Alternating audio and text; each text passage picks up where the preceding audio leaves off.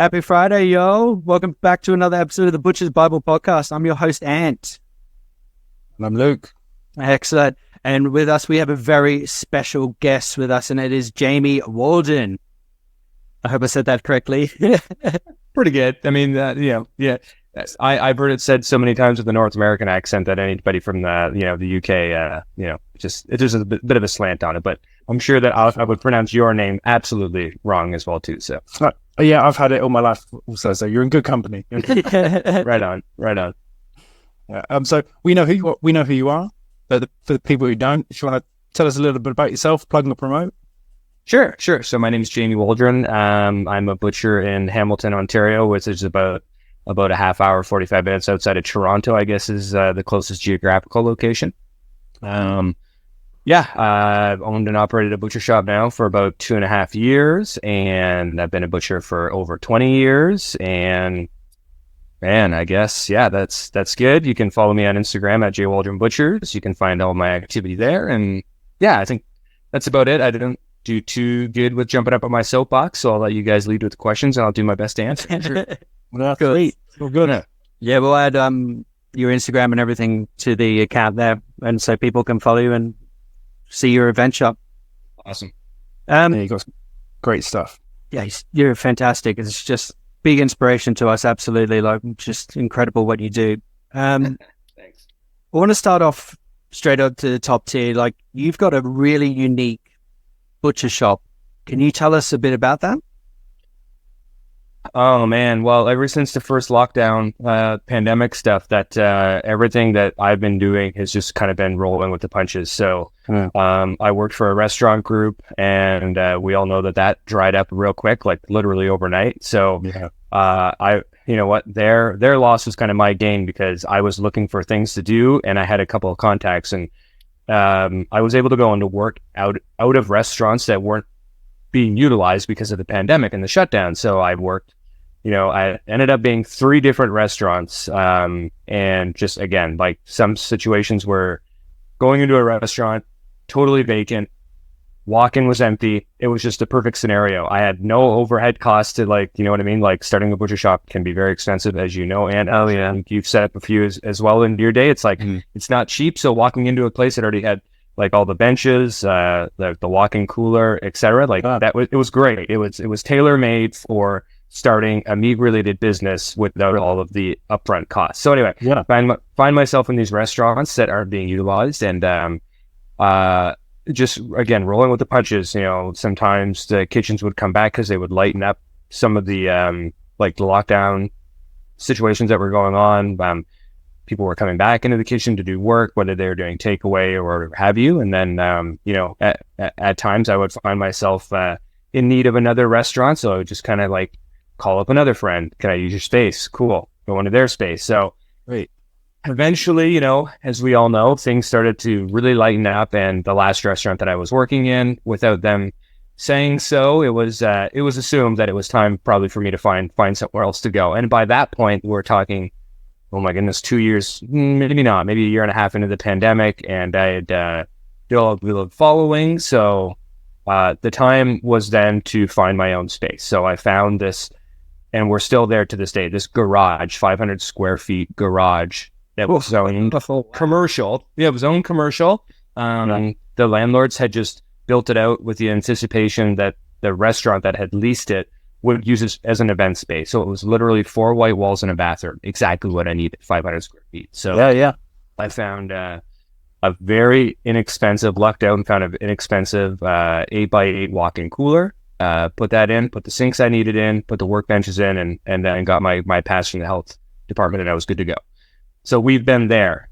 This is a long-winded explanation, sorry. That's good, keep it going. Yeah. Right on. So anyway, I'm in this garage, and we're facilitating what we were doing at the time was a meat share program. So buying in whole animals, piecing them out into like 20-pound, like nose to tail meat share. So instead of, putting it in layman's terms means that it was a 20-pound representation of if it was beef, it was, you got, X amount of pounds of ground, you got your steaks, you got some bones, et cetera, et cetera. So that was the kind of like the inception of the whole project. And then we were in this garage we actually had some nice storefront windows. So we thought, well, we're going to have to utilize this because we were getting a lot of demand for retail. So then all of a sudden, out of 500 square feet, how the hell do you facilitate retail on 500 square feet? So I borrowed from some of your fellow countrymen, and your Victor Churchills and Marcus from Whole Beast Butchery, like those guys. They're onto something there, especially, I guess they're not necessarily victims of those circumstances in small store square footage, but I liked the system that they were using, which was portioning on demand, like literally in real time. So I thought that was a pretty cool way to do it. I thought, you know what, we can do that. We can afford to get a couple of fridges and then portion as people walk in, and that has stuck to this day. And so, yeah, that space, 500 square feet, is very unique because we portion on demand, and it's the only way that the space would dictate it. So again, just rolling with the punches. How can I make my current situation work for what I needed to do? And that was the best solution that we could come up with. Wow. Well, 500 square feet, that is huge. Like, it's just like that to utilize and to fill that space. Like, you would have been thinking, oh God, by the time you even realize and put fridge in, put your sinks and everything else in, you're like, I need more space. Oh my God. We outgrew that space as soon as we put the fridge in it. Yeah.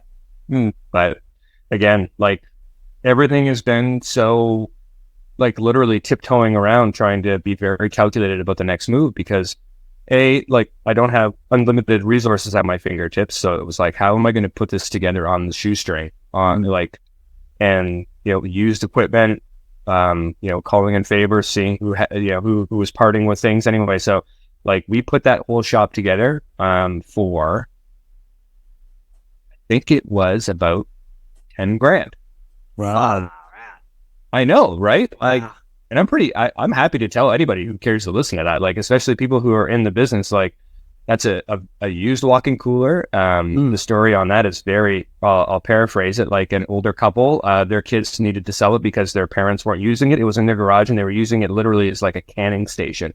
So 8x8 walk-in, fully set up, brand new condenser unit, brand new fans in it, the whole bit. Like, it was pretty crazy. Like, I got that for $3,000. Wow. That is steal. He was up. Yeah. So that, and then it's used fridges, used table. Actually, a friend of mine worked at a restaurant where he was head chef. They were getting rid of some tables. So just took some stainless steel tables from them. Got my wood. We use a lot of those plastic tables over here. I know that you guys, we utilize a lot of wood benches over there, right? Correct me if I'm wrong. I don't want to assume, but yeah, mainly for like carcass breakdown. Obviously, if you're doing your other production, you'd use the polytops. Yeah, the polytops seem to be like what people kind of. I guess there's a debate. Maybe there's not, but like Marcus from Littlewoods actually sent me some documentation on studies that have been done in Great Britain about like the cleanliness and the natural enzymes in the wood that actually are active. Like, oh my goodness, I'm stuck for words. But anyway, better, more hygienic. Yeah, they're made out of maple, so it's a hard, dense grain, end grain. It's naturally antimicrobial in a way. Thank you. Yeah. And when you scrape it, you're scraping the very top fine layer off. Yeah. I think when you're using the polytops, if you're using the middle of it and you're just cutting, you're fine. But the moment you start sawing on it and fucking up the edges with the chopper and the saws, you're into a world of problems, because that just catches so much dirt and shit, and it's impossible to. It is there forever, isn't it? Yes, it's there for life. But with the wood, you can scrape it away. I had exactly the same. So I think I might have found the exact same article as well with the research. And when I opened up my shop, the woman who does like our HACCP certifications, so the health and safety of it all, she goes, why are you using a poly top? And I said, for microbacterial and everything as well that comes with the wood, this is way safer and healthier. And I argued with her for like maybe 2 hours, and she's like, show me the documents, and I was like, here you go. And I gave her a list of things, like emailed over to her and gave it, and she came back to me, was just like, yeah, okay, that makes more sense. I was just like, you've been doing this job for like, I don't know how long, and you're a health certifier as well, and then it takes like little me to just say fuck you. I'm telling you, isn't it? You know what? It's such a common story too, because we find that there's so many ambiguities and gray areas with our health departments and governing bodies that they come in and they'll say, oh, you can't have wood on the or sawdust on the floor. And you're like, well, why not? What, like, show me the documentation. No, we just can't have it. Like, they don't necessarily even have the proof. It's just one person's opinion. And then that affects you, the way that you run your business or are able to run your business. It's almost like Chinese whispers in a way, isn't it? It just kind of just goes through the grapevine, and then you're just like, but it doesn't affect anything unless you like seriously drop like a whole side of beef or a lamb or something is rolled around there. And even then you just get a wet cloth and wipe it down. And yeah. Like, what is the difference between me going outside or, a coworker maybe that smokes or something, like putting out their cigarette on the ground with their shoes and coming right back into the environment and performing their tasks. Like, anyway, I'm sure that we can all talk to no end about it. So yeah, Marcus from Littlewood Butchers, he's just hot on it. He's an incredible man. When we wealth of knowledge. That's he's interesting because without he would obviously blush at us talking about him or putting him on the spot like this, but you do hear his name dropped more than a lot of other people. I think that he's a shoulder to lean on for a lot of us in the industry. So there you go, Marcus. Johnny said him in the first episode with our guest as well. And I think he's said maybe 2 or 3 other times. You reckon, Luke? Yeah, during the podcast. One day. Man seems to know, doesn't he? So, are you talking to him next? No, we're trying to. I think it's the time difference as well. Is different with that part of the world. Mark's in the UK. Is he? Mark's in the UK. Littlewoods. He's up in Manchester. Oh, sorry. Right. Okay. I thought you were talking about whole beast. Yeah, Marcus. Oh, Marcus. Yeah. I was gonna say you can use that shit with me and being 4 or 5 hours different, but yeah. So you're talking about like sourcing different things, and you got some great stuff coming through. Sorry, as far as product or like what? How are you shifting things at the moment? Oh well, you know what I mean. We kind of operate where right now, because everything started in the garage, and I was kind of fortunate to have the contacts that I had in the restaurant industry that we did end up starting to work with a lot of wholesale. We're seeing those scales kind of tip a little bit now into more retail, which is kind of the direction that I would like to take it. But a lot of it tends to be more restaurant work, or we've got other clients that will buy bulk from us and then they'll go and resell as well too. So we'll either bulk pack or we'll price and label and wrap things up, and they'll take it to farmers markets or even their own retail shops. They're butcher shops, but they're just pretty much selling off what we're preparing for them. So are they like little farm shops or something? Not necessarily. So while those do exist, they're generally not as plentiful as you guys would have over there. More often than not, it is like small, how do I want to say it?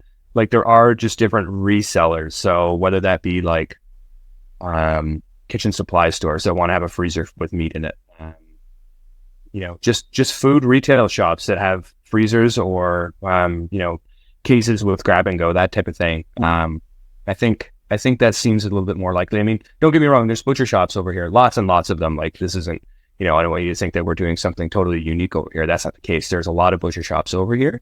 But again, probably not as plentiful as you guys. And, a reoccurring theme that I've been hearing in your podcast with them, especially from where you guys are situated, a lot more whole animal utilization and carcass breakdown than the box meat that we see plentiful over here. So, but anyway, sorry, I think I went off a little bit there. No, we love it. It's brilliant. Well, we're massive advocates of like the whole carcass utilizing and respecting. It's almost sad to say, but it is like almost separating the men from the boys in a way, especially like trying to push other product onto people. Like we said, and like you can't just sell, 26-ounce sirloins and then, just keep that going all day. Like it needs to be some sort of give or take in that aspect. And, if you can utilize the whole carcass, like absolutely go for it and just keep that going and just pushing and like giving, if someone's missed out, saying, have you tried? Yeah. And then it opens up a new avenue for someone, and then they'll get more influenced by cooking, and they'll go to another section of like their cookbooks or look up something online and find something completely different. And it opens up a whole different avenue for people in their style of cooking. And I think that there's a lot to keeping not only myself but the people that work in my shop interested as well too. Especially when we're breaking down whole animals, there's always something new to learn, something to get better at, and it's just it does require a lot of manpower. I mean, you guys are no strangers to that. It's just like the labor is intense. So, and that doesn't come cheap, right? Like, and that's always an ongoing conversation too. Is like in some areas of this industry, people get paid terribly. I try my hardest to pay the people in my shop as best as I can. Like, and I, and I respect those other shops that are doing that too. But at certain levels of this industry, especially where it all begins in the kill plants and abattoirs, like those guys, more often than not, they don't get paid what they should. And but then again, it comes down to that whole carcass like breakdown and that knowledge and that skill set. Because somebody. But anyway, got a ding there. Anyway, yeah, just that knowledge and that know-how and that skill set, like that labor is intense. And to be operating as a whole animal strictly, like I'll say it, like we don't operate as a whole animal strictly. We bring as much as we possibly can. But sometimes, like, I don't know, like I would lean on you guys. How in the world, like moving more than like one beef carcass a week, if it's more than that, like how do you guys move those hips? How do you guys move those chucks? Like the middles take care of themselves. It's the front and back end that I'm always curious to know, like how I've just always come to the impression that it was just a healthy burger program somewhere. You're not too far away with that, especially pushing like your chucks and your boulders and all that as well. It's because I work quite closely with some of the restaurants that I supply, as well as I've also got like these private chef lines, and they have like in-house living with like on these estates, and so they cook for wealthy people or whatever they're doing, and so they'll be like, oh, can I have this? I'm like, yes, you can, but if you're making like a pie or you're doing like a slow cook kind of dish, take this and you can do with this, and then I'll give you the beef fat, and then you can add that beef fat in, or we can grind that up, and then we can add in the volume of fat that you want. In like they trust me long enough now so that they go off of what I've said, and I can go right. I can save 4 chucks off of these 2 sides of beef. Those 2 sides there, which is one whole carcass. All the ribeyes gone, all the fillets gone to the restaurant. Right now, I've got 2 more sets of bodies to get through, and that's for retail. And then I'll kind of do that, but people will come in on a Saturday afternoon and I'll have nothing left. I'll have like maybe sausages, a couple of pounds of sausages and like a chuck roast and top sides.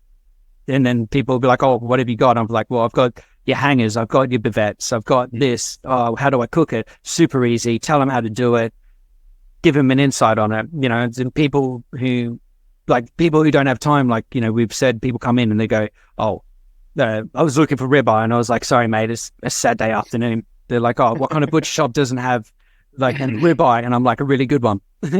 Yeah. And then it's just wash, rinse, repeat in that way. And I've got a really good system with my abattoirs as well. So they'll kill 3 bodies, and then I'll get 2 bodies aged there for 20 days, and then I'll put those in my fridge and maybe get to 30 days if I'm lucky.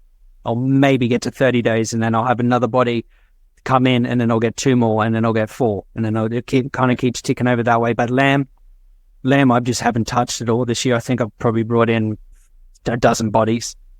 Really? That's so expensive. It's so expensive. It's just Is this the platform to actually discuss numbers? I'm curious to know like what you guys would be seeing as far as pricing goes for lamb and beef. Yeah. So my lamb is £9.60 a kilo, £9.60 a kilo. So that's over £3 from this time last year. Yeah, it's just going up. The trajectory's been solid. It hasn't moved at all for the last few years. Yeah. I am not ignoring you. I am getting my calculator out so that I can do the math on that. So you guys, to confirm, 9 kilos, right? No, £9.60 a kilo. So that translates into, I just want to make sure that I'm doing it right. Am I timesing it, or am I dividing it by it? Let's have a look. I think I'm timesing it. No, that can't be. It can't be $21 a pound. I think you could be. I don't know what the conversion rate is at the moment. Yeah, what's the conversion rate? I haven't Well, bought that in. It's just because we're paying in words of like $7, $8, $9 a pound. So that would be. So yeah, it'd be about like 16, 18 pounds a kilo. Yeah, that's right. Yeah. Okay. So Canadian dollars it roughly works out to be about $14, $15 a kilo. Wow. But pounds are half as well. So you guys are paying that, which is half, where we're the whole kilo. Yeah. So yeah, is that expensive then? I mean, obviously, all of our pricing has been going up too.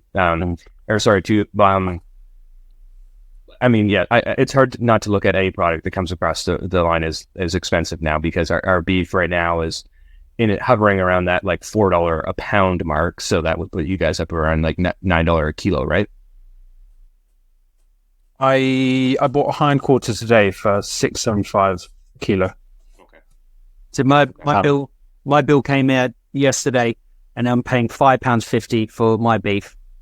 Right. Yeah. Yeah. I can buy a half for $5.75 currently. Yeah. Okay. Yeah. From a normal generic kind of free range, not organic, but supplier and the stuff I use is basically organic, but they're just not going to get it fucking certified. Who's going to spend the money just to get a label, and then people are like, is it still the same beef? Yeah. Yeah. It still works. So, I mean, I guess this opens up to the broader conversation as we're dealing with like whole animal utilization, and like, again, like I'm happy to, have that conversation. Like, we cannot just move whole body. I speak broadly based on beef. Pork, we move about 2 to 3, sometimes 4 whole bodies a week. That's good. Lamb is, honestly, it's so hit and miss, but again, it's very expensive. But beef, we move a whole body probably once every other week is usually what the rotation is. I've got a whole one dropped off every other week, but we do supplement with ribs and long loins and stuff like that. And I'll even bring hips when I get light on ground. But like we've kind of partnered ourselves with a couple of different places. Like we have a small farm that also has a kill plant on site. So cool. Like we kind of, and then there's another place that I use that we'll kind of lean on to get ribs and stuff like that. And they kind of pride their business on, high animal welfare, proper diets, no drugs, et cetera, et cetera. So I guess like when your mission is strictly whole animal and utilizing all this wonderful beef, do you guys have a robust industry over there that maybe exists to buy those pieces that are still high animal welfare and leave it to the meat merchant to make sure that they're moving the hips and chucks and stuff like that? Do you follow what I'm saying? Like, is that an industry over there, or is it just like you have to go to these small farms to buy whole carcasses in order to get the beefs that you want? Or are there merchants over there or wholesalers that will say, no, I can get you ribs or tenderloins or whatever it may be? Yeah. Okay. Yeah, I didn't know what that was like. Yeah, they can act as a middleman, so to speak. Right. So they can break down the carcasses, take off what you want, and then they can shift the rest probably fairly easily. Yeah.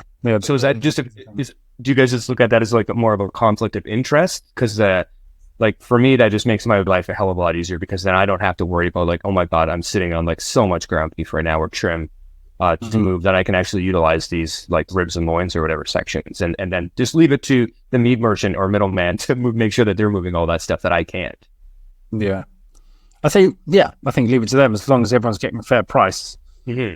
I think that's the main thing that comes down to, is you're getting what you want, farmers getting what they want. That's, as long as you're shifting the product at a decent price and the quality is there, and you can guarantee that you can get that at like whatever price that they want, and it's viable from your end to their end. Absolutely. But when it comes to like the sustainability of like the slaughterhouses here in the UK, all those middlemen like we have, I think 2 slaughterhouses shut this month where I am. And then it's... Hey, Anne. Yes, Lee. Spring's coming, and our friends over at Was Sauce Hut are having an exclusive offer for all your cooking needs. When you use code BB15, that's BB15, 15 and get 15% off all purchases. From gift cards to family and single pack sauces, they range from Luke's favorite apple bourbon sauce to Ant's mango, all the way through to their award-winning Crack and Fury rum-infused hot sauce. Woo! Yeah. Start stacking your shelves and get ready for summer, and most importantly, save yourself some money with the code BB15. Now, let's get back to the podcast. So with the wholesale on that end, there's another company that use me, and they buy a whole carcass and I'll dry age it, and then I will give them all the liver and the hearts and everything, and I'll store them in my freezer, which, you know, I was very proud of myself because it's taken me a year and a half to bring in a tiny freezer, because I was just like, I'm going to push this limit and just not bother about it. I'm just like, if I can't sell it, I'm going to do something creative with it. But the company that use me, I'll dry age their stuff, and they'll want it to like 50 days sometimes, and they'll do like these specialty items and whatnot. And so I'll grind up some of their stuff, but then they'll scream at me and be like, oh, can we buy some more like of topsides or chucks or like shanks, you know, beef shanks and everything as well. And they're like, yeah, no problem. So whatever I've got in the shop that didn't sell, that I've tried to turn into also bookers or something, I'll seal up into a bag, and then I'll give it to them, but I'll give it to them at their price that they're already paying. So that's good for me in a way.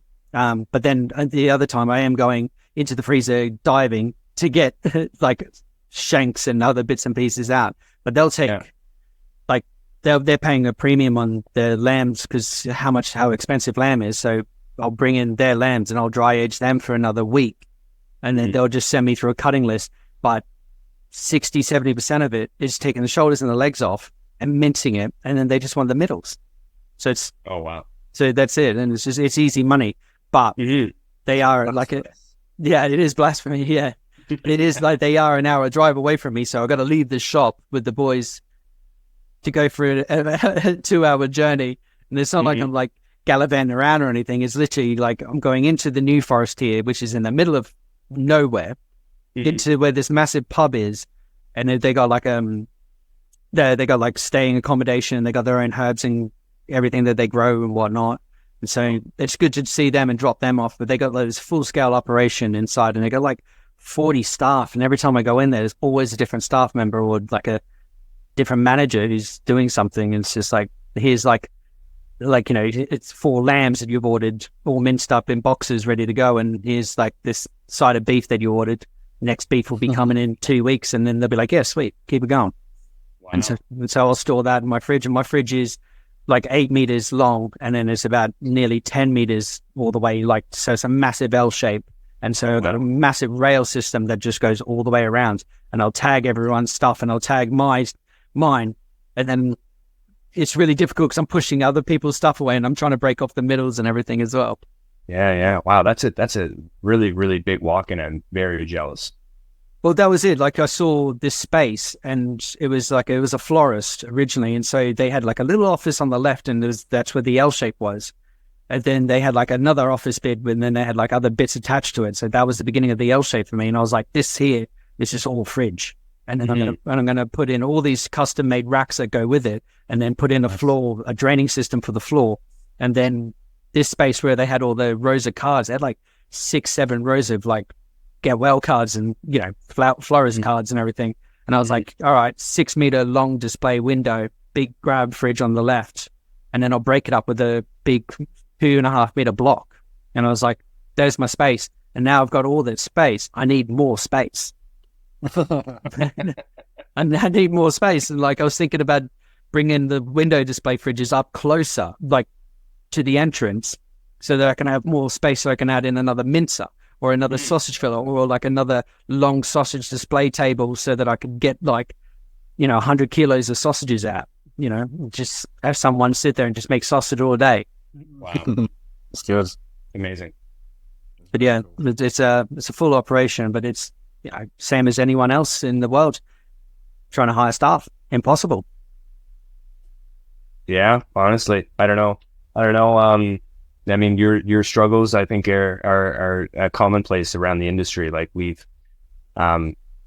struggle. Every now and then I just luck out, and I thank my stars, and I do my best to hold on to those people that are, you know, good at what they do. And, you know, I have no problems hiring green too, because I think that as long as they have, the things that I'm looking for, especially in personality traits, like they're a good person, they're trustworthy, and they can communicate effectively to not only me, but customers that are coming in.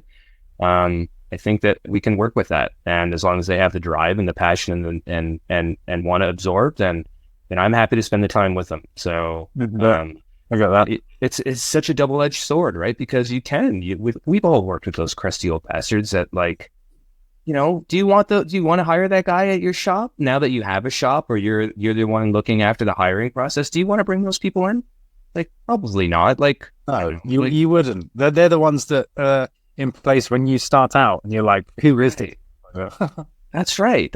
Like, my God, like, everybody's got their own horror stories. Like, I didn't touch anything but chicken for like 4 years, and it was just, there's this like really strange hierarchy in the business, and they like to treat it. A lot of people, like, I don't know, for good or bad, probably for bad, treat it like the restaurant industry and that like military complex of like the leadership down. Like, that is just, man, that is so antiquated, and just like needs to get pushed aside. Like, give these people a chance. I would far rather like show people how to be breaking down like pigs and lambs on their first day, rather than like having them like just constantly mop the floor or just, cutting chicken wings in half or something like that. Like, you don't get anywhere by gatekeeping at all.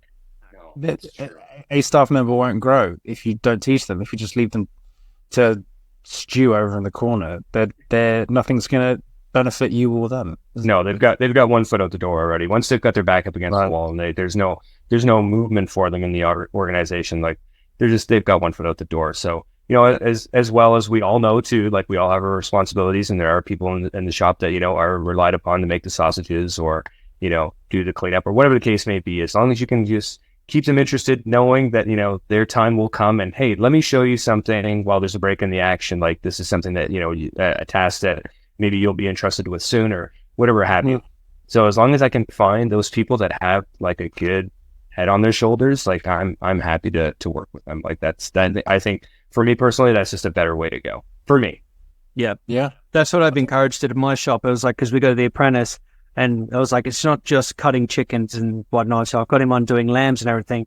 But when 3:30 rolls around in the shop, I've gone, all right, you have an hour to give me 2 sausage recipes that you can create, as well as make something out of these, like, pork steaks that we've got left over, stuff, roll, bone, do whatever. Like, you got an hour, get to it.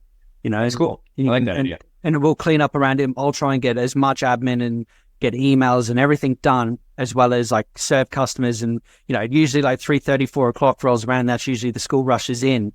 And then I'll do that, and I'll sit. And then if I'll try not to interrupt him, and I'll keep him engaged in that. No, don't worry. I'll focus on that. I'll keep doing this.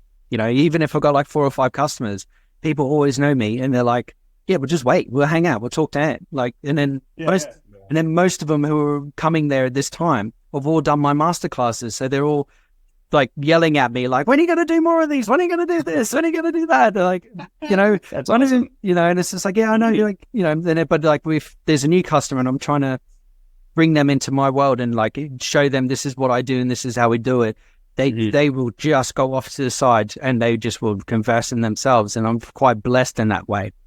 That's great. I like that approach. I'm borrowing that. I hope you're right with that. Oh yeah, it's quite good, because that kind of right off the bat gives them some responsibility in creating something that can be sold. And then obviously, if it sells, it's the thrill of it, right? Yeah. You get that sort of like, fuck yeah sort of feeling when you sell something that you made with your own hands. So let me ask you guys a question that I know maybe I'm turning the tables here, but like, did you both go through the apprenticeship program and I did, yeah. You did, okay. Did you, Ant, as well? Yes, mine originally started with slaughter. Oh, well, hey man, that's great. Yeah, so in Australia it's a 4-year apprenticeship, and the whole program where I was in the butcher shop I started with, literally we're on a massive, like, just farmland. It's huge, for hundreds of acres, and then they had this butcher shop in the middle of nowhere in Australia, and people would bombard it like day in, day out. Weekends were just relentless. And so they had the slaughter program, and then they had they used to supply restaurants. So then they had that the catering line, and then they had a sausage room, and so they had like a full army of like people doing sausages, and then they had like a front of house where they would be cutting for the shop that was at the front doing all the display cabinets and everything. So it was just a full operation. So you went from like slaughter to sausage room to literally like cutting for the shop, and then learning how to serve people at the like right at the end. And then they had like where the sausage room was, there was like a boning chicken room. And so but like I think I was because I was quite driven to get into the industry. I don't think I really touched more than 1,000 chickens in my in my 4th year, which was quite lucky. But I was slaughtering, I was breaking beef and lamb, and I was doing all those bits. And then I kind of got right to the front and started serving people. And that's where you kind of all saw together.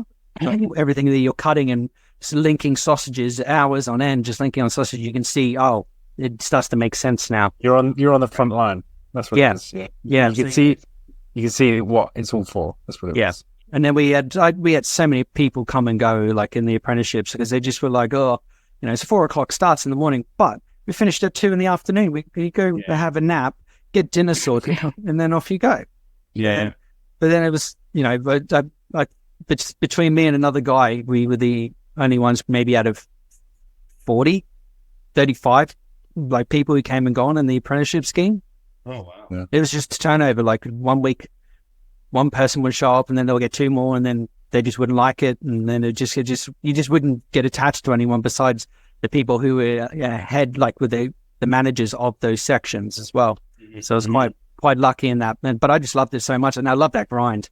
I just loved it. I loved it. It was really good. That's awesome. Mm-hmm. And Luke, you?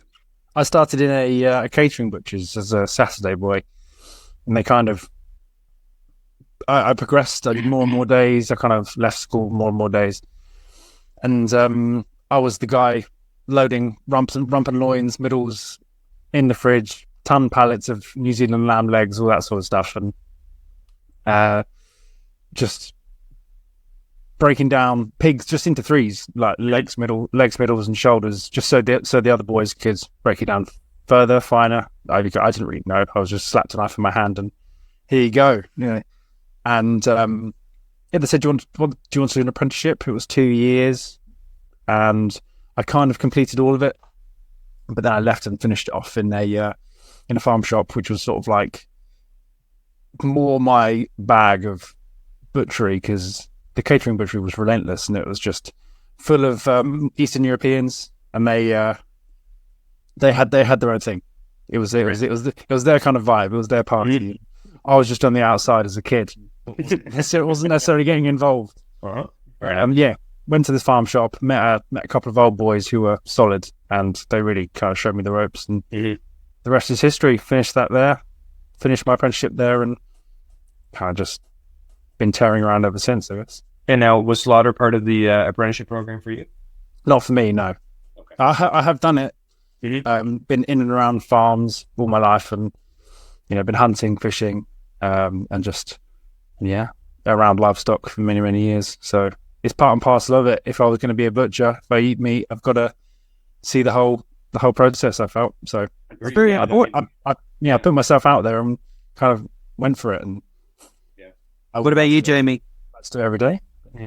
So there was an apprenticeship program. I think that they're trying like hell to bring it back in.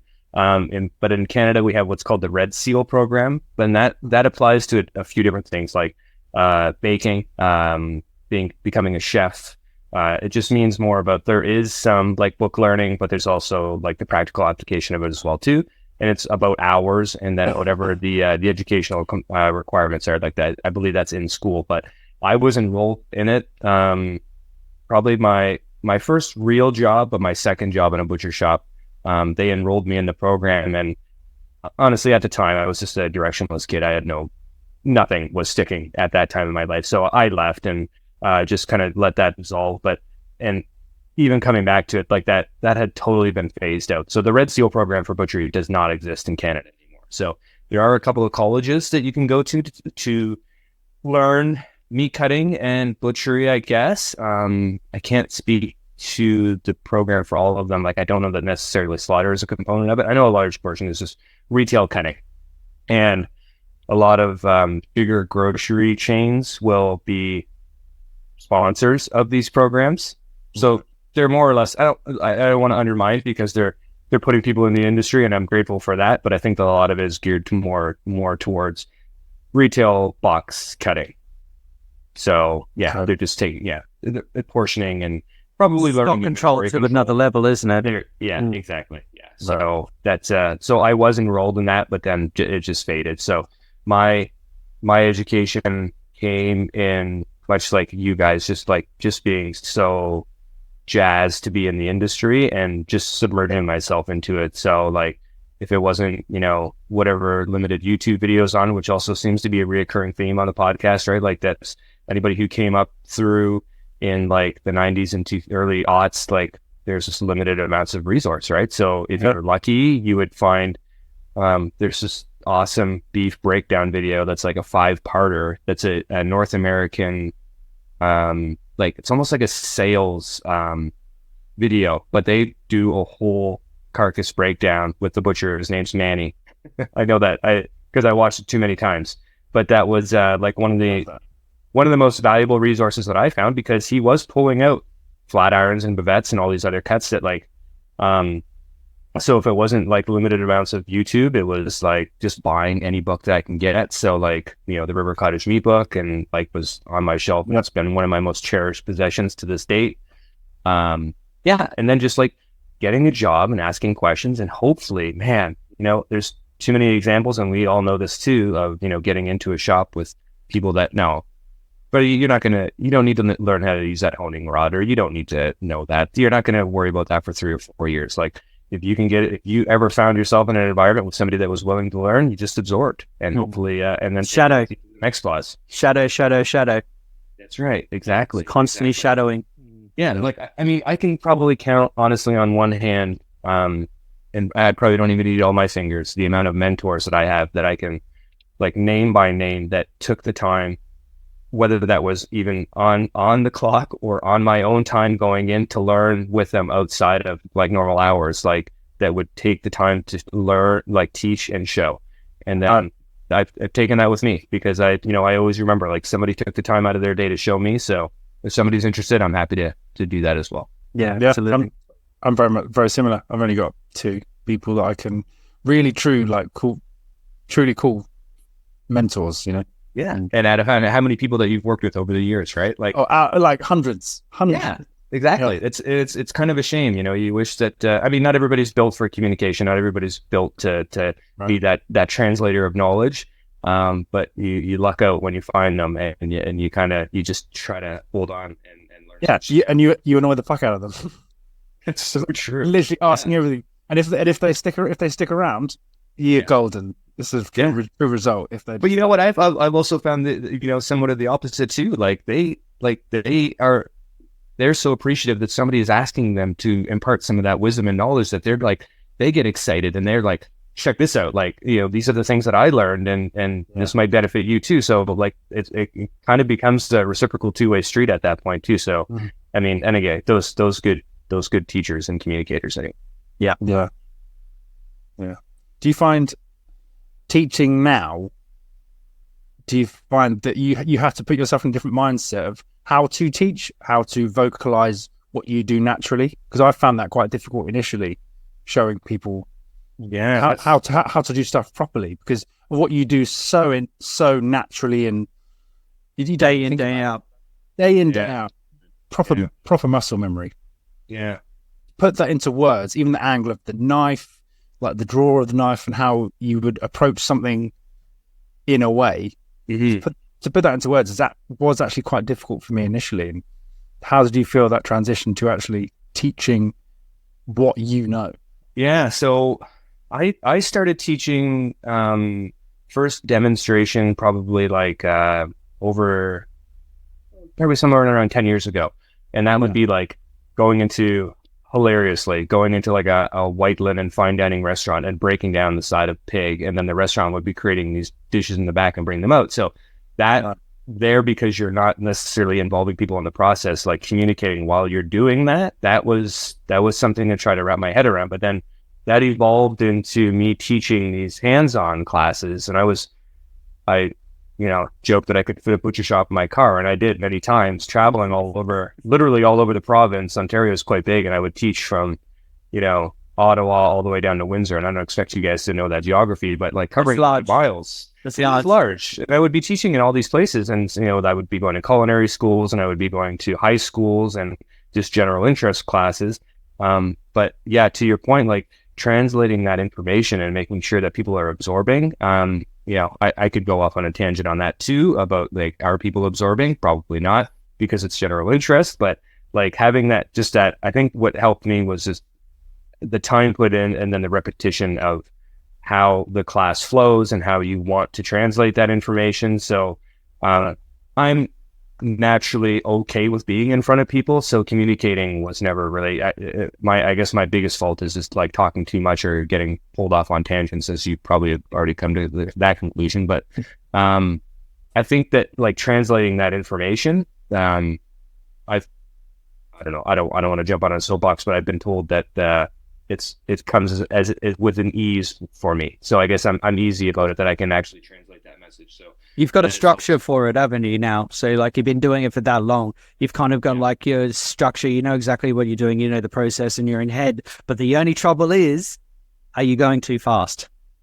Am I going too fast? Am I doing too much? Like honestly, like I have really kind of toned it down, because there was like times when I would be pulling out the most like ridiculous muscles out of like a pig or something like that, and just like going way too in depth, and these people just like gloss over, right? Like, and they're just like, whoa, this is like way too much. So anyway, I've really simplified it. I've really got it down and tightened it up. So it's like literally a 2.5 to 3 hour hands-on workshop for 4 people to come into the shop.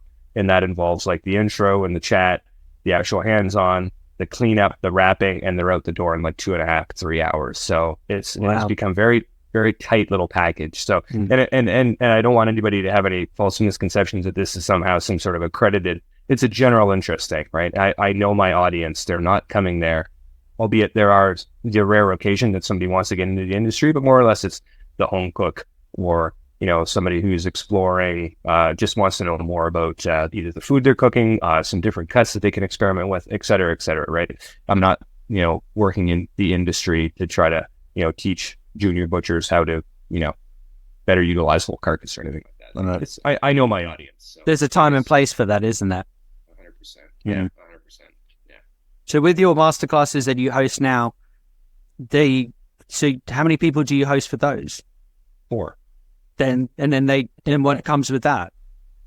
So we'll just bring out a half a pig, and we'll go through it. Like they just kind of rotate, taking turns until the animal's into the primals, and then they each start on a primal, and I rotate them through so that everybody gets a chance to, do some chops, or, get the saw out and break the shoulder down, et cetera, et cetera. And then at the end of it, like they take home the meat. So that pig is cut into like essentially 20-25 pounds, and the more ambitious cooks will take the head and the skin and the trotters, and but everybody goes home with just an armful of meat, and a bit of knowledge, and a bit more knowledge, and again, like if push came to shove and they had to do it the next day, none of them would be able to do it. So again, I have no high expectations in that way, but it's a good time. They get to ask questions, and they get to use sharp objects, I guess, and everybody goes home happy. Yeah, nice. I know I did a bit of homework as well, that you did a masterclass as well with Peter Barada from Barda. Yeah, Barada, yeah, from J&G's. Yep. Yeah. How was that? That looked like it was a lot of fun. Oh, Peter's like, honestly, he's such a nice guy. He is he worked at a shop that I don't want to say this. So when I moved up to the area that we're living in now, the first time, Peter was a head butcher there. So Peter and I have known each other for quite a few years. And it's not only recently that I opened up my own shop, that Peter has his own shop now, and we're not far from one another. We're maybe 20-25 minutes from one another. So we see each other on the regular. Peter's competition. You know what? Honestly, it's a demographic thing. I don't think either one of us ever look at it as a competition. He's doing things. He's doing at a volume that I don't even want to touch.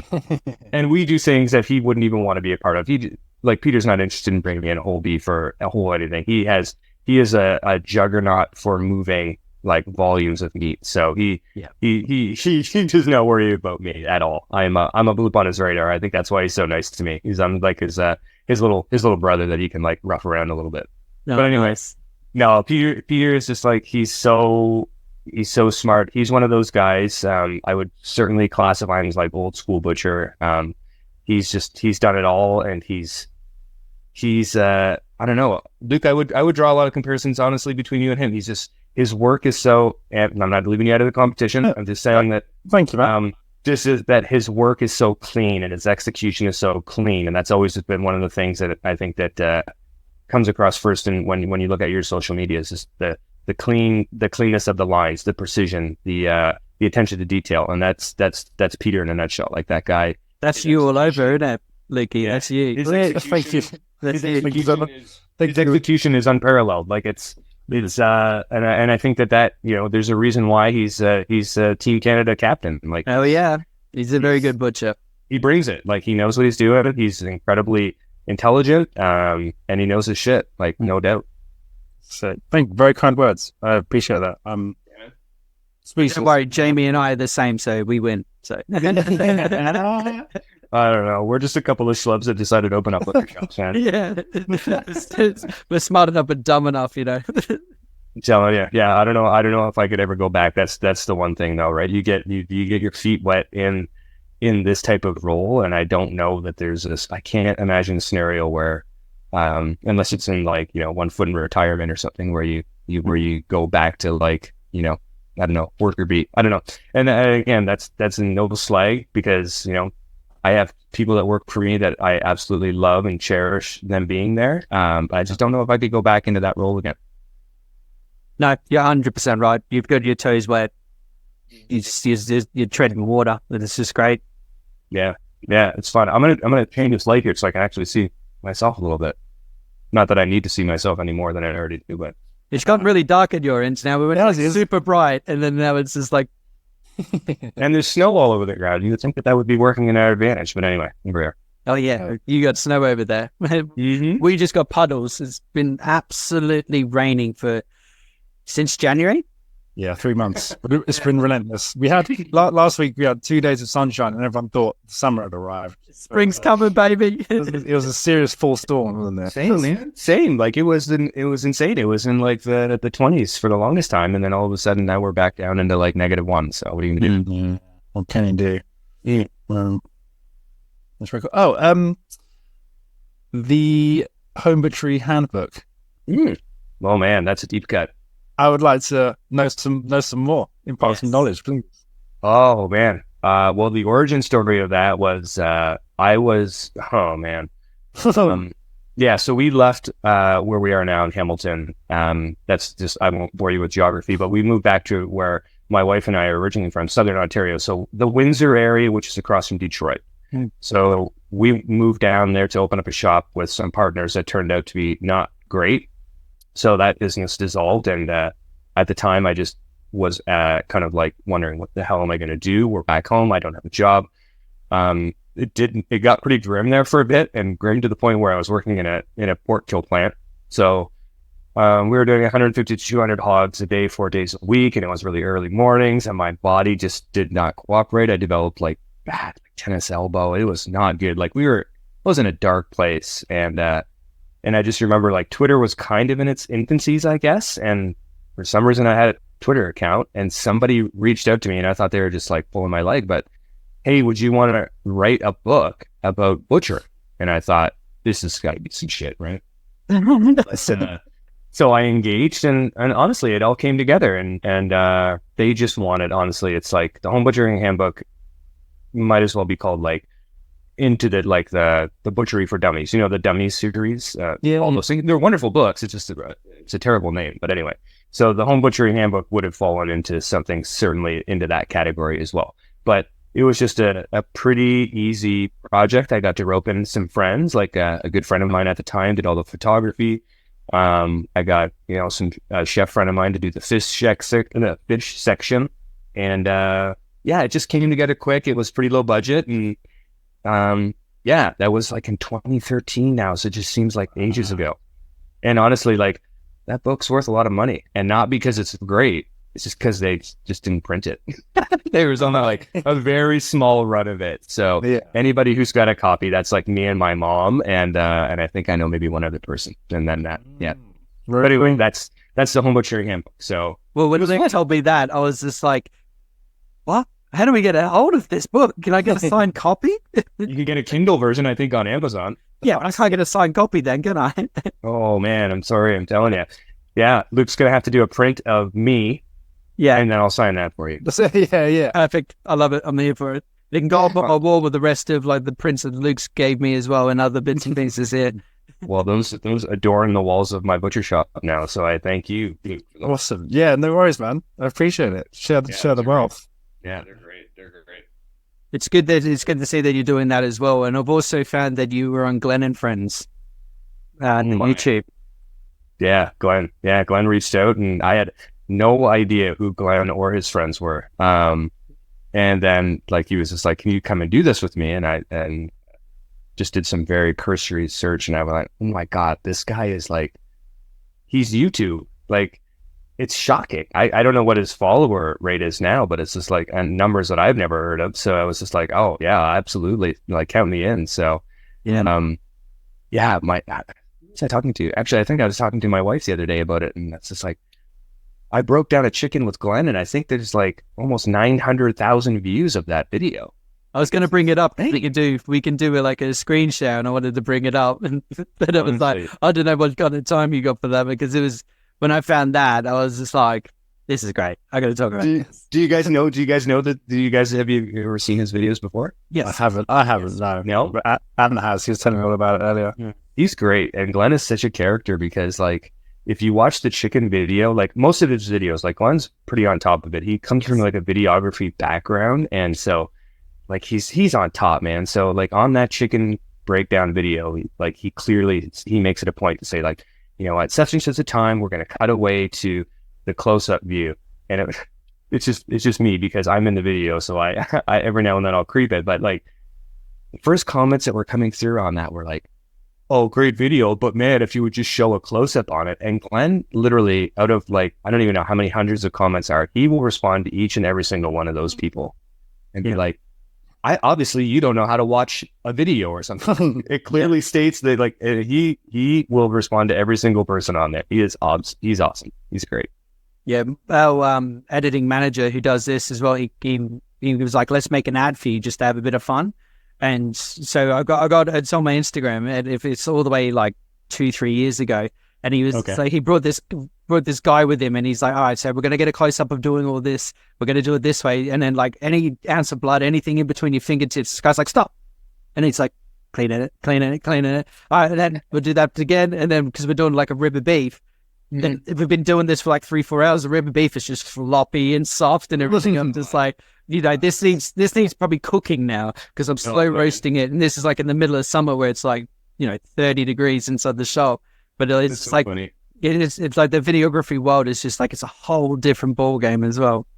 The repetition, I know, it's not for the faint of heart. No, I haven't got patience for it. Like, you know, if I get upset with myself, I haven't broken a lamb down in 20 minutes. I'm like, oh, I'm having a bad day. That's so funny. So funny. We got 425 on the top left hand corner. Oh yeah. You're also a good friend, Brian D. Mayer's No Ounce Wasted as well. Oh yeah, I was just talking to Brian the other day. Yeah, he'd be a great guy for you guys to talk to. Yeah, he reached out because I was part of like a beef breeding program that's down here in Dorset where I am, and he was like, he goes, oh, can I ask you some questions? And like when he was in my inbox, I was like, holy shit, Brian Mayer. And I was like, yes, Mr. Mayer. And it was like, you know, I had a bit of a conversation, but he was like talking about like the breeding program, how they can do more over in the US where he is, because like he's on Maui, isn't he? Mm-hmm. Yeah, and so where like he's talking about like the Midwest areas, the bigger farm like Texas and all that, and he's going like, what kind of breeding program do you reckon would be sustainable? You know, that doesn't need as much like water and like bodies of beef and everything. And I was like sitting there trying to think with him, and like running ideas through, and so it becomes kind of all the breeding program and like the beef and everything that it is. But it was honestly having this like out of body experience talking to Brian D. Mayer about like breeding programs for beef and everything. And kind of kept in touch like with him ever since. And he's like, then I saw that you were on there because I listened to No Ounce Wasted as well. And I was and I forgot. And then I realized, oh, you were actually featured on there. Yeah. It was really an episode as well. I took his podcast international. That was the joke anyway. So, and Raul already beat me for that. You guys already had your North American guy on this. Yeah. No, Brian's a really an interesting fellow. And I think that, he and, there's obviously a lot of others too that have kind of started in like the butchery business, and whether that's like the craft butchery world or whatever. And then just the opportunities and the facets of the business are so vast that like people are going into now like raising the animals, like how can they better understand breeds and which ones thrive in certain climates, et cetera, et cetera. And like he's just like, yeah, it's not always just about, do I want to say the glamour of just being on the block and making nice cuts? You can say that. It's totally about that, man. It's all the glamour shots that we get to produce every day. But, I think that going off and working in those other fields and other areas of interest they're so fascinating. And I think, we could all take a lesson out of Brian's book and spend a little bit of time learning those other facets of the industry, because it's not just about like dragging a knife on a block all day long, and there's a lot more that goes into it. And the farmers and the kill plants and even the delivery drivers, like you understand, get a little sneak peek into their world. It's the nuances of this industry are so vast. Yeah, very true. And everyone's a working piece. Yeah, the cog in the wheel, like. There's just so many cogs. There it is. It starts from the soil all the way up to like the finishing being on the block, And Brian May is like probably the juggernaut of that. Like, and trying to see how he brain works about like those bits and pieces. Like, because none of us really thought about that. And when he reached out to me and we were talking about it, it got me thinking. Now I was just like, oh shit! Like now I've got the bug for learning those back end pieces where it all starts with just the single cells, and like that's right. Yeah, and I thought it was just great, but it was also my mind was just like, what is going on, Brian? He's talking to me. Oh my goodness, yeah, rubbing shoulders with the giants. Yeah, right. I got a bit of that gold dust on me still. Yeah, right. Well, I think it's interesting. Like, I don't know. It sounds like you guys have good relationships with your farmers. Now, look, the farm shop that you're at, they raise their own livestock. So where I am currently is not necessarily a farm shop itself. It's we're a third party sort of processing unit. Okay. So the majority of what we do is we get in farmers' carcasses, we cut them up to their spec, and we give it back to them. Okay. We rarely sell other stuff on, but the farm where the cutting room is, we do have our own livestock there that we sell periodically at farmers markets. So it's not the money maker, but it keeps the farm going, keeps the farm farming, and it's good to sell your own stuff. And we've got a farmer who's on it, and we kind of mainly run Angus, belted Galloways, and Highlands currently. Okay, I guess my question was leading to having that close connection with the farmers, because we were talking about Brian and the direction that he's taken, and just knowing like one of the areas of interest that I was always kind of like that just kind of piqued my curiosity was having these close relationships with some of these farmers that I've known for a lot of times decades now, and listening to them talk about like being a grass farmer before a beef farmer, and knowing the grasses that are most beneficial for fattening and et cetera, et cetera. And I think that man, that's just such a listening to a passionate farmer talk about how they raise their livestock well, that's just so enthralling to me. Yeah, when we have the first initial chat with them and talk about what they have, what they run, sort of animal-wise, it's great. Yeah, they really get into it, and they don't often get to talk, do they? Really? So they really get into it, and it's a great feeling for someone to also impart knowledge, which I won't necessarily use, but to absorb that information is great for me as a butcher, because moving forward, I understand their passion. And then that drives me also, because I want to create the best produce, best looking products from their animal that they've put love and care into, and what it is.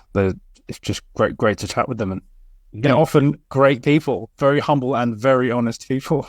Yeah, and they don't want the spotlight. They're not looking to do the things. They don't want to run an Instagram account or any of that stuff. They just want to do their job. They want to do it well. And I think that like having those conversations arms you with knowledge. Then maybe those are questions you can ask the next farmer that you meet. Like, well, how do you do things? Have you thought of it? Sorry, I shouldn't say have you thought, because you know what? The last thing I ever want to do is ask a farmer, have you thought of this? Because exactly. Have you thought of that? That's all they do is think about that. It just seems so funny to me that people would like step in and assume that they know something more than a farmer. Well, they probably would think about it a bit more if they fucking got paid better. They didn't have to think about when they could get to their next job. Yeah. Because it is like a 365, 24-hour job, isn't it? Like the old farming. It's just non-stop. And then to say, oh, have you thought of, it's just like slap in the face for the poor buggers. I can't wrap my head around that. That's something. But anyway, yeah, interesting. It's good.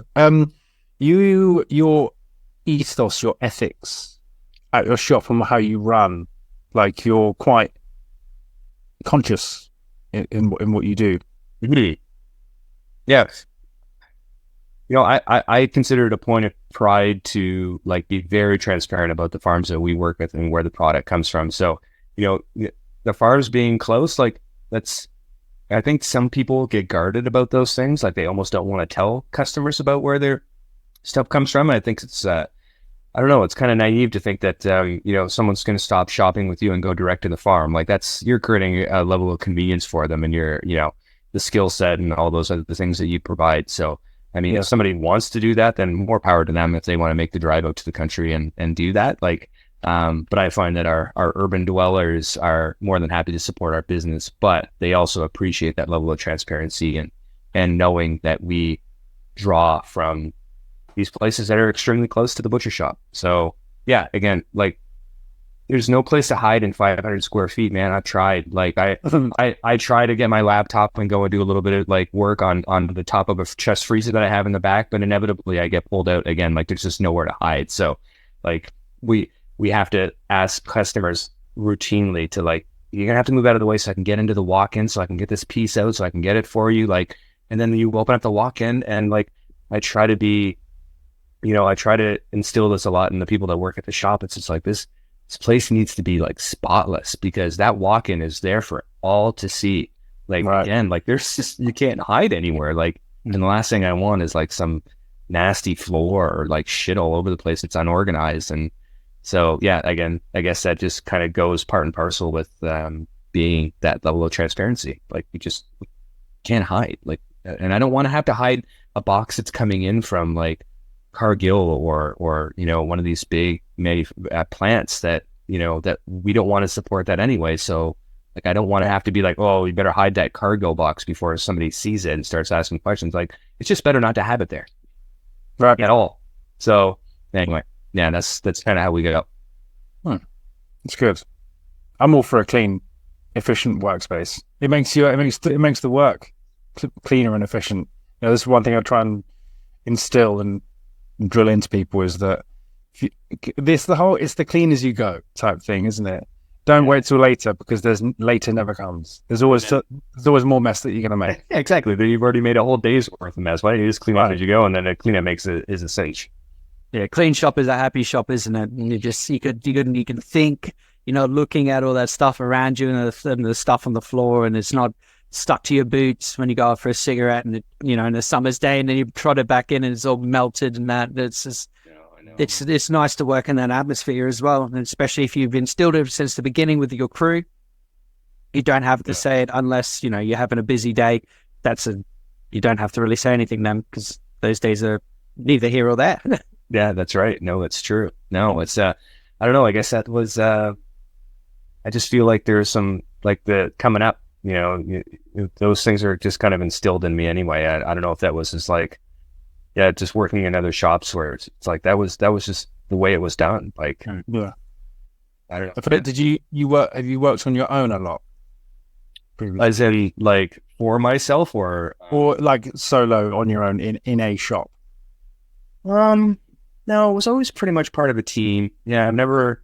Yeah, I guess not until the pandemic came through. Like, then I just found myself with a lot of lonely hours all by myself in a restaurant with no one in it. Like, those were the quiet times. I did work for a restaurant group in the area that they set me up in this beautiful farm.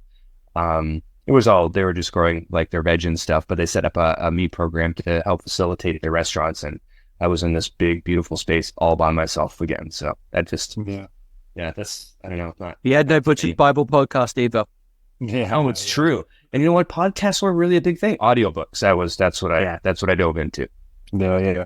I only asked because when the times that I've been working on my own, it wouldn't necessarily be messy, but be untidy. And you get to a point in the day where you go, I am going to be the one cleaning this up. So why am I making the mess in the first place? It's right. Or just having that like voice that like one of like the old school butchers that you worked with, like just in the back of your head, like, are you going to leave that there? Is that where you're going to leave that? That's what I said the other day, didn't I? It was just like that OCD like bit in the back of your head, didn't I? When we were talking about cleaning and that. That's exactly what I said, Jamie. But if you're working by yourself and you start hearing those voices, you might want to bring a friend in or go a job somewhere. Yeah. Don't start talking back to them. That's bad news. It's so funny. With your shop now, I noticed that you have like a very like you encourage people to be like environmentally friendly. Like you got those biodegradable bags.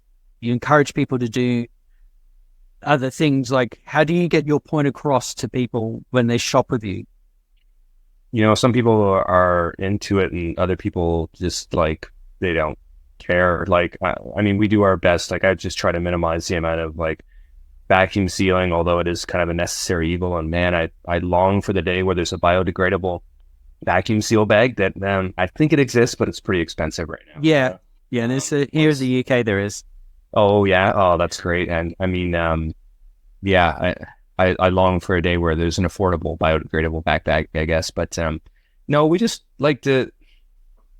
I don't know. It's just it pains me like to see like unnecessary trash. I don't know, for some reason I just have this like that's the voice in the back of my head. It's just like garbage just drives me nuts. Like what? Just seeing it and piling up, and like I have kids, and it's just like I'm always conscious of the fact of like what are we leaving for them, and you know these are all pretty standard talking points, but it's true. It's just like what are we leaving as our legacy behind?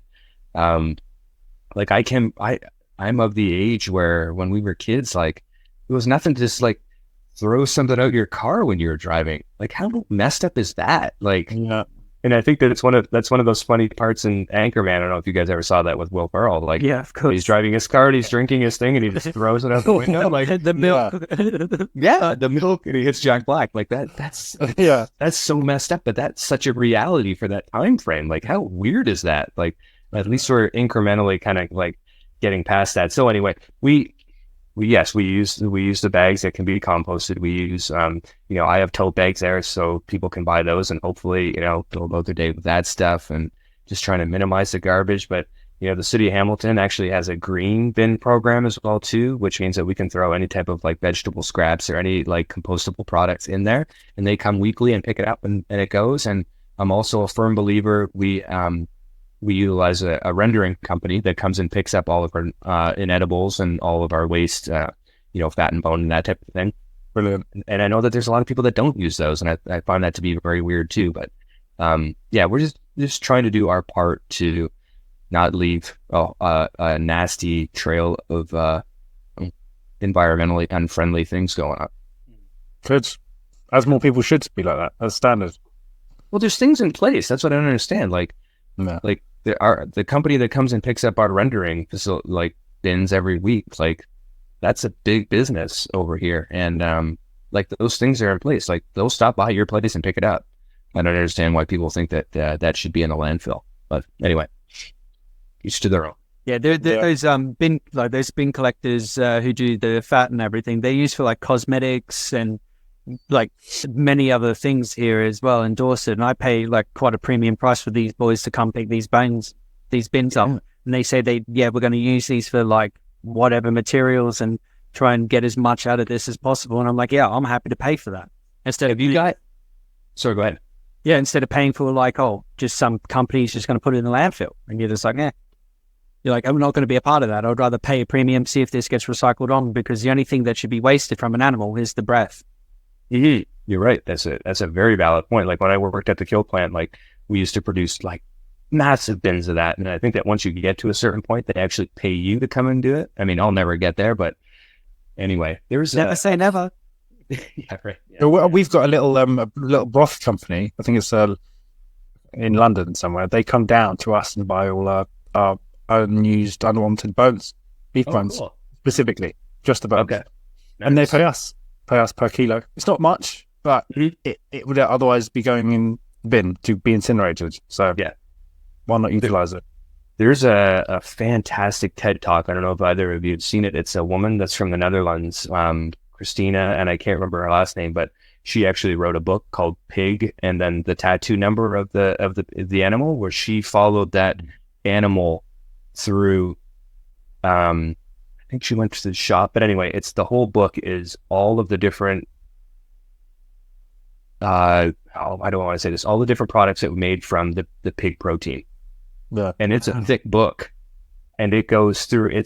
She gives a TED Talk, which is remarkable, and then she produced this book, and it's like everything from military artillery to cosmetics to like the things that you will find pig protein in.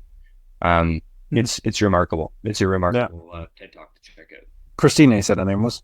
Yes. Right. Cool. That's right. I am right now. No, it's phenomenal. Yeah, you'd be able to find it. The book's a little bit hard to come by. It's not cheap, but the TED Talk is well worth it. None of the good ones are. And apparently your book's impossible to find. Live the run. Oh my God. I would photocopy it page by page for you if you asked me to. Just I would love that. And then you can sign it for me, and I'll be like, there we go. That's going up there. And then... Oh God, that's too funny. That's too funny. Yeah, I wish I had a copy for you. There's going to be, I'm going to go searching now in like Canada to all the little knick-knacky bookstores, the vintage ones, might find it. You know, it's so funny you say that, though. There probably is a stack of them somewhere collecting dust. But anyway, again, they'll probably end up on Upbeat Vintage or something like that. Right. Yeah. Fair enough. Oh yeah. Nice. Awesome. You've got.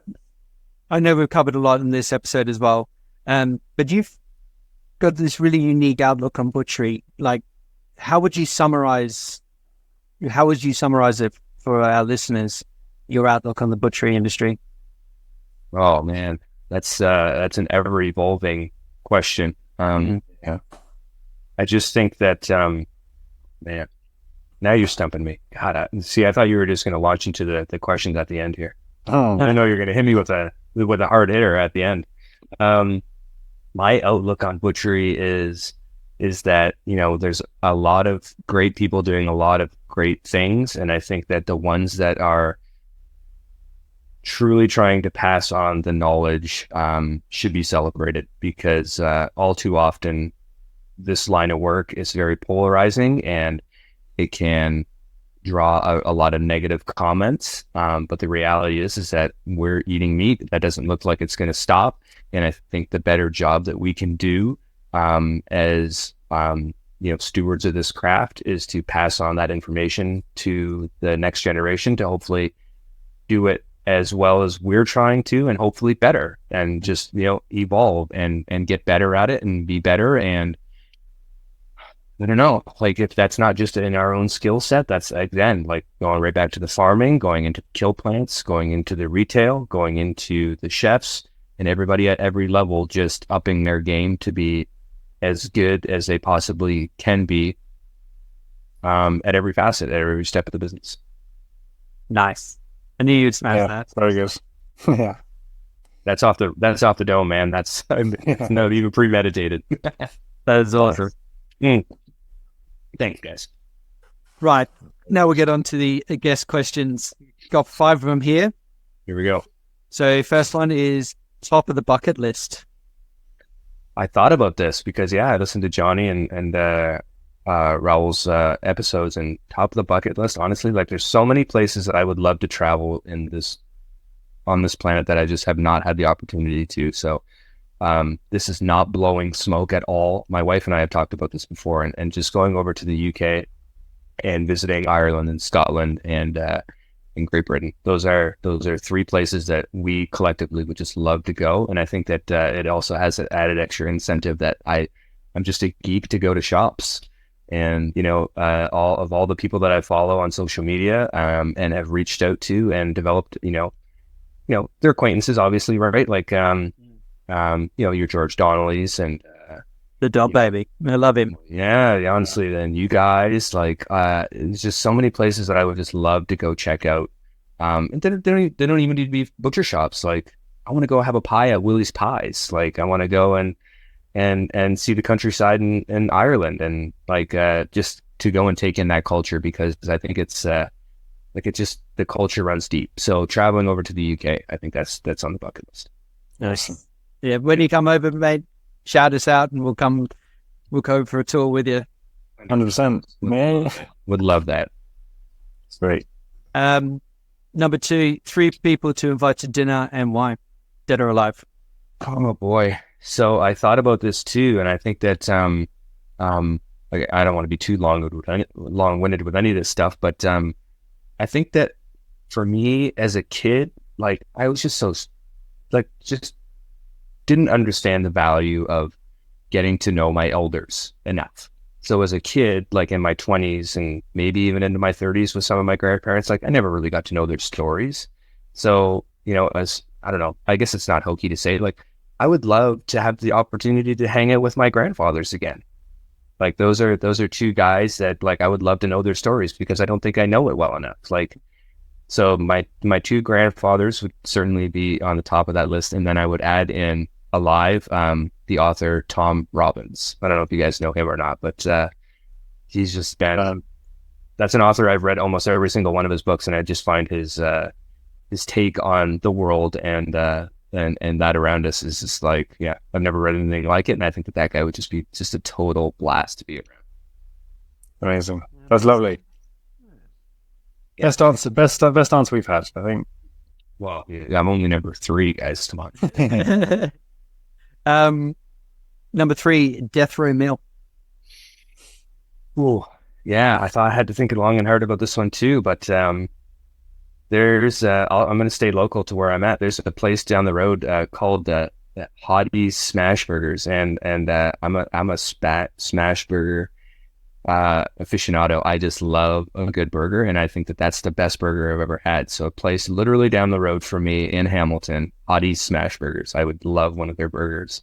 Shout out.